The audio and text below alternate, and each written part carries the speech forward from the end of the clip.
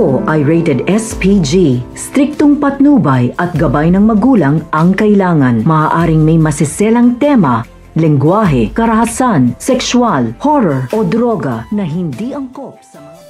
Welcome back mga episode. Lahat nga nito mga dapat natin abangan dito nga lang sa Stolen Life kung saan gagawin nga ang lahat nga nito ni Farah upang mapasa kanya at mapasunod nga niya ito nga si Darius.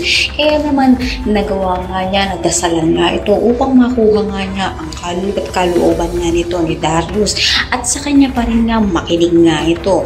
Kaya naman nang matagpuan nga ito ni Lucy, agad nga niya idinala ito sa ospital at patuloy naman kinokontrol nga ito ni Farah. Sinabi nga nito ni Farah na wala na nga raw pinakailangang paalalahanin dito nga kay Farah. Kaya naman sinabi nga nito ni Lucy na masaya siya at maayos na nga sila na kuha na nga siya muli. Subalit hindi pa rin nga alam nga nito ni Lucy na kinukontrol nga lang siya nito ni Farah.